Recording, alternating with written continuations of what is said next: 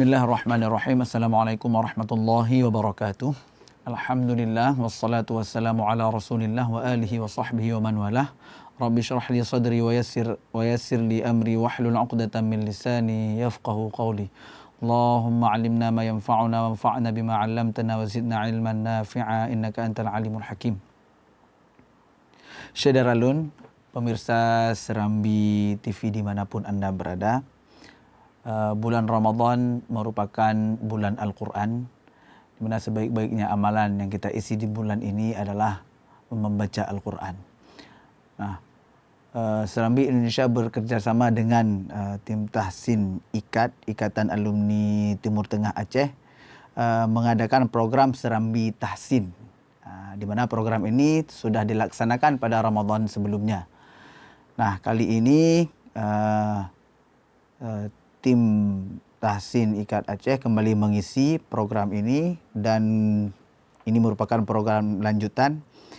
Pada pertemuan kali ini bersama saya Muhajir Ulia, insyaAllah akan memulai membedah surat Al-Qari'ah. Baik, sebelumnya kita akan membacakan dulu surat Al-Qari'ah dari awal sampai akhir. Setelah itu kita akan membahas tajwidnya insyaAllah. Bismillahirrahmanirrahim. Al-Qari'ah. Mal-Qari'ah. Wa ma adraka mal-Qari'ah. يوم يكون الناس كالفراش المبثوث وتكون الجبال كالعهن المنفوش فأما من ثقلت موازينه فهو في عيشة راضية وأما من خفت موازينه فأمه هاوية وما أدراك ما هي نار حامية. Baik, di ayat pertama pemirsa Serambi TV, di sini kita mulai dengan Al-Qari'ah. Al-Qa di sini ada huruf lam sukun. Di sini seringnya kesalahan orang itu membaca dengan cepat sehingga hilang huruf sifat lam sukun, sifat bainiyah. Al-Qa atau sebelum masuk ke lam, a-nya itu digabung dengan lam sehingga menjadi tebal, menjadi all. Seharusnya di sini a kita baca infitah a, kemudian kita hadirkan lam sukun lam al-qa. Qaf merupakan huruf isti'la, huruf tebal. Jadi suara kita arahkan ke atas. Al-qa. Jangan kita baca al-qa, al-qa, walaupun makhrajnya sudah tepat. Makhraj qaf ini berada di akar lidah bertemu dengan langit-langit berdaging. Nah, cuma dia bersifat tebal sehingga suara terus kita arahkan ke atas. Al-qa. Jangan kita baca al-qa. Al-Qari'ah. Nah, selanjutnya ada huruf ain. Jadi ain itu makhrajnya adalah tengah lidah, tengah tenggorokan, ain. Nah, di sini ain di sini sering sekali kita tertukar dengan hamzah, al-Qari'ah. Maka naikkan makhrajnya sampai ke tengah tenggorokan. Al-Qari'ah. Dan ayat pertama ini diakhiri dengan huruf ha'ut ta'nis. Ya, kita akhiri dengan ha. Jadi ha itu ketika dia waqaf, maka dia harus ada suaranya. Jangan kita waqafkan dengan angin saja.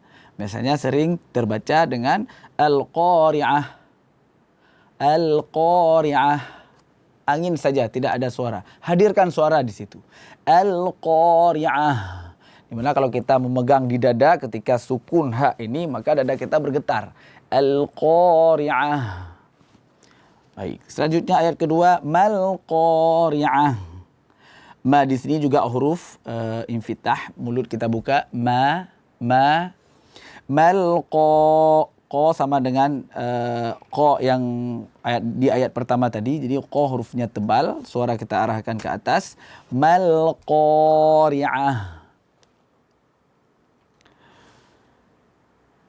Ain dan ha ta'nis di sini juga sama bunyinya dengan seperti di ayat pertama tadi. Selanjutnya ayat ketiga, wa ma adraka mal qari'ah. Wa kita buka mulut, wa jangan kita baca wa mo, tidak. Dua-dua ini wa sama mim adalah huruf tipis. Suara kita arahkan ke bawah. Wa, mulut kita buka. Wa ma, wa dengan ma bunyinya sama. Wa ma, kemudian di huruf ma ini ada huruf mad. Nah, di sini mad jaiz munfasil, harakatnya boleh 4, boleh 5. Wa ma adra. Nah, kemudian adra di sini ada huruf dal sukun, di mana dal tersebut merupakan huruf qalqalah. Nah, qalqalah itu adalah pantulan suara ketika kita mengucapkan huruf adra. Nah, di sini di huruf pengucapan qalqalah di sini seringnya kesalahan yang terjadi adalah qalqalah itu kita hadirkan hamzah. Ad. Wa ma adra. Enggak, tidak sampai ada hamzah di situ. Jadi cukup dipantulkan saja. Wa ma adraka ma, ra itu huruf sifatnya tebal di sini karena dia berbaris atas, maka kita baca tebal. Jangan adra, enggak. Wa ma adraka mal qari'ah. Nah, mal qari'ah sama bacaannya dengan di ayat yang kedua tadi. Baik. Selanjutnya ayat keempat, yauma yakunun nas. Yauma di sini seringnya kita mendengarkan kesalahan di sini, yaitu kita baca pengucapannya seperti yo, karena di depannya ada waw sukun. Yo, enggak. Ya itu harus kita buka mulutnya, infitah, senyum. Ya. Setelah itu baru kita datangkan huruf waw sukun. Yauma yakunun nas. Nah, nun nas ini, nun di sini ada nun tasydid, jadi gunnah, di antara gunnah yang paling sempurna itu adalah nun musyaddadah, nun yang bertasydid. Maka di sini gunnah itu masukkan sesempurna mungkin. Selanjutnya, kalau ada yang bertanya, seberapa panjang gunnah itu, Ustaz? Gunnah itu panjangnya tidak ada ukurannya, akan tapi gunnah itu kita ambil dari guru. Akan tapi di buku-buku tajwid Indonesia, kalau kita baca di buku-buku tajwid, biasanya panjang gunnah itu diseragamkan. Nah, minimal 1 alif. Jadi di sini tahan sebentar suaranya, di gunnah, masukkan dengung, suara ke hidung. Yauma yakunun nasu kal farashil mabthuth. Nah, kal farashil mabthuth itu kalfa juga mulut dibuka. Kal hadirkan lam sukun. Kal bainiyah.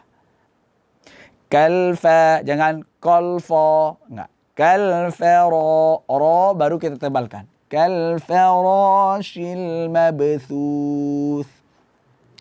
Mabthus di ujung ayat keempat ini ada huruf tha. Di sini sering tertukar, kesalahannya seringnya tertukar antara huruf tha dan huruf sin. Jadi bacaannya akan berbunyi mabsus. Tidak. Tha itu makhrajnya ujung lidah berada di bawah gigi seri. Tha, thi, thu. Nah, dan sukunnya itu di ujungnya tha sukun. Maka dua-dua berada, ujung lidah berada di bawah gigi seri. Mabsus. Bukan mabsus. Baik. Selanjutnya ayat kelima. Wa takunul jibalu kal'ihnil manfush. Wataku, ta itu makhrajnya ada di ujung lidah, berada di urat gigi. Urat gigi itu di belakang gigi seri paling atas. Jadi harus tepat di situ. Jangan sampai lidah itu kita letakkan di langit-langit. Nah, wataku tidak. Ta itu posisi lidah harus pas berada di urat gigi. Kalau ibaratnya jari saya ini gigi, maka kalau ini lidah harus tepat pas di belakang gigi seri paling atas. Ta, ta. Dan tidak ada angin yang berlebihan. Enggak wata, tidak. Wataku, watakunul jiba. Nah, selanjutnya ada huruf jim. Di situ jim ada orang, biasanya ada yang mengucapkan huruf jim itu mengeluarkan angin yang berlebihan. Watakunul ji, tidak. Huruf jim itu dia hurufnya tidak ada angin. Jadi kalau kita sukunkan, bukti tidak ada angin. Kalau jim itu kita sukunkan, tidak, dia terputus suaranya, jahar. Aj, dan hurufnya kuat sehingga ketika pantulkan jim itu dia sampai, ketika kita wakafkan sampai memantul. Aj, jadi tidak ada anginnya. Watakunul jibalu kal'ih. Kal'ih ini juga sering ain di sini orang tertukar dengan hamzah. Ya, biasanya ada yang membaca kal'ihni. Nah, dan ha di sini juga harus seperti di ayat pertama tadi, harus ada suaranya, disertai angin, disertai suara. Kal'ih, aih, bergetar dada kalau kita pegang di dada. Kal'ihnil manfush. Manfush ini nun mati ketemu dengan fa, hukumnya adalah ikfa. Pengucapan huruf hukum ikfa itu mungkin sering kita dengar maknanya adalah samar-samar. Apanya yang disamarkan? Yang disamarkan adalah gunnahnya.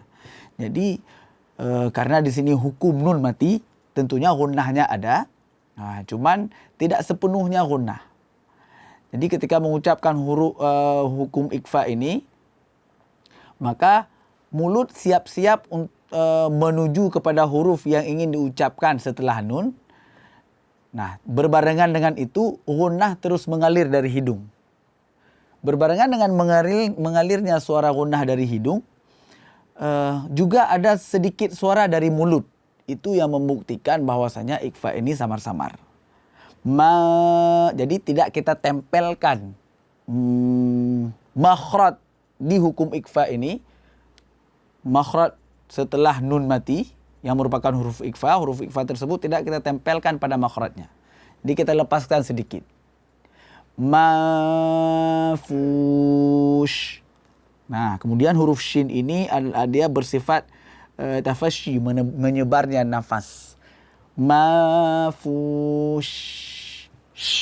Harus kita bunyikan dan tertukar dengan sin. Manfus. Enggak, mafush. Baik, selanjutnya ayat ke-6. فَأَمَّا مَنْ ثَقُلَتْ مَوَازِينُهُ. Nah, huruf fa itu makhrajnya adalah gigi seri atas bertemu dengan perut bibir bawah. Perut bibir itu adalah bagian bibir yang basah ketika kita menutup mulut. Nah, bagian bibir yang basah itu disebut dengan perut bibir. Jadi gigi seri itu kita tabrakkan ke bagian perut bibir bawah yang basah. Fa. Bukan kita letakkan di atas bibir. Fa. Apalagi huruf fa kita ucapkan dengan bertemunya dua bibir. Itu pengucapan yang bukan pada makhrajnya. Fa, tidak berbunyi dia. Fa. Di fa itu adalah gigi seri bertemu dengan perut bibir bawah. Fa amma, di sini ada dengung di mim tasydid sama dengan nun tasydid tadi. Fa amma ma thaqulat matha. Di sini juga ada ikfa. Suara mengalir ke hidung, berbarengan dengan itu juga ada dari mulut. Pembuktiannya adalah ketika kita tutup hidung, suara tetap keluar dari mulut. Matha, di mana kalau kita tempelkan lidah ke bawah gigi seri, maka suara akan mengalir ke hidung semuanya. Ya, sudah bukan ikhfa lagi, maka dia sudah menjadi idgham, gunnah. Man, dia tidak keluar suaranya. Maka renggangkan sedikit lidah di makhraj tha supaya bisa keluar sedikit suara dari mulut. Nah, supaya ikhfanya sempurna. Baik. Kemudian di kata man thaqulat, huruf tak sukun di sini berkumpul dua sifat yang berlawanan, yaitu syiddah dan hams. Syiddah itu tertahannya angin, hams mengalirnya angin atau udara. Nah, ketika bertemu dua sifat ini, maka kita dahulukan syiddah. Tahan dulu anginnya. At. Kemudian lepaskan angin sedikit. At. Letakkan ujung lidah berada di makhraj ta, di urat gigi. At. Nah, hati-hati di sini jangan sampai pindah ke gigi. Nanti kalau ujung lidah pindah ke gigi, maka akan bunyi huruf sin. At. Nah, fa'amma ma thaqulat mawazinuhu biasanya di sini terjadi kesalahan tertukarnya pengucapan huruf zai, huruf za dengan huruf za. Mawazi, dal yang ada titiknya, za, ujung lidah berada di bawah gigi. Kan tapi di sini makhraj zai itu adalah ujung lidah berada di halaman belakang gigi seri. Za, 3 huruf keluar dari situ. Sin, sod sama zai. Ya, mawazinu. Selanjutnya ayat ke-7, fahuwa fi 'ishatir radiyah. Fahuwa fi 'ishatir radiyah. Fahuwa di sini ha juga seperti tadi bergetar dada ketika kita baca ha. Fahuwa fi makhraj fa juga sudah kita jelaskan di ayat sebelumnya. Ain juga sudah kita jelaskan di ayat pertama. Ain di tengah tenggorokan. Ai jangan tertukar dengan hamzah. Fahuwa fi i, tidak. Fahuwa fi i, dan di huruf ain tidak ada gunnah, jemaah sekalian. Di huruf ain itu tidak ada gunnah, jangan dimasukkan ke hidung. Tidak. Ai keluar dari mulut karena di depan ain itu ada huruf mad. Iya, huruf mad itu keluar dari mulut. Fahuwa fi 'ishatir radiyah. Di sini ada ra tasydid, ra musyaddadah. Ra tasydid ini hati-hati, biasanya sering terjadi kesalahan ketika pengucapan ra tasydid itu getaran lidah ketika mengucapkan huruf ra terlalu berlebihan. Di aliran suara agak dikurangi ketika sampai di ra sukun supaya tidak berlebihan getaran lidah kita. 'Ishatir radiyah. Kemudian di sini ada huruf dot makhrajnya itu ada di sisi lidah bertemu dengan geraham atas bo, dan hurufnya itu tidak ada angin. Di bo.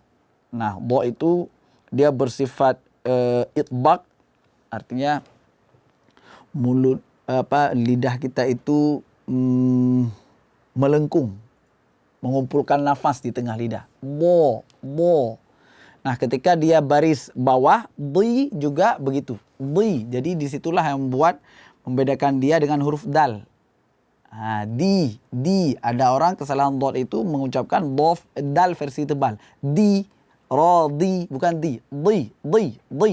Lidah agak melengkung, kemudian dia menempel kepada geraham atas. Baik, radiyah berujung dengan ha ta'nis seperti di ayat sebelumnya.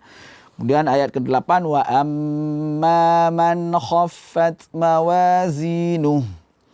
Wa amma di sini kita hadirkan gunnah. Wa amma kita baca tipis dengan wa amma, enggak, wa amma man kha di sini nun mati ketemu dengan kha, hukumnya izhar. Jadi jangan di sini izhar, dengung nunnya tidak kita panjangkan. Tidak kita baca man khaffat.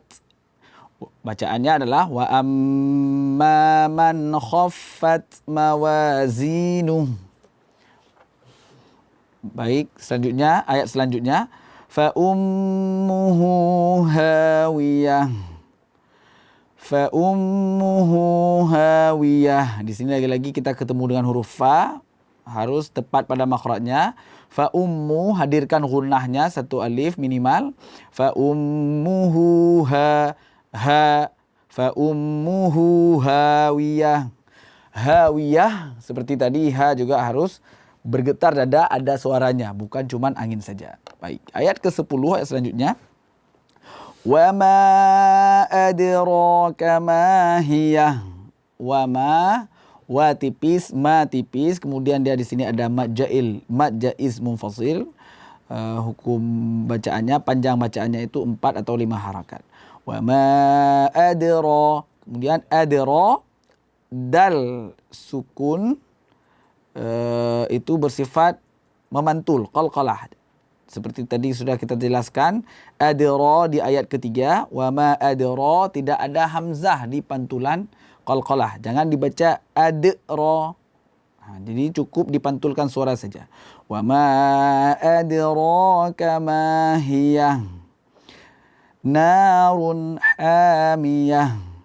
Narun ha, na juga dibaca tipis. Na, jangan dibaca tebal. Nor, karena depannya huruf ro. Norun, enggak. Na dibaca tipis. Narun ha, ha juga tipis dan ha makhrajnya sama seperti ain di tengah tenggorokan. Ha. Mungkin ada beberapa orang menyebutkan ha ini ha bersih, ada yang menyebutkan ha tenggorokan, ada yang menyebutkan ha pedas. Jadi ketika orang kepedasan bunyinya seperti ini. Jadi ha-nya ha bersih. Ha tengah tenggorokan. Narun ha, jangan tertukar dengan ha. Narun hamiyah, ini salah. Ya, yang benarnya adalah narun hamiyah. Nah, ya, penyebutan ya itu harus sedikit diperjelas makhraj iyanya. Ya, ada orang di sini dia menyeret huruf ya sehingga bunyinya hamiyah, miyah.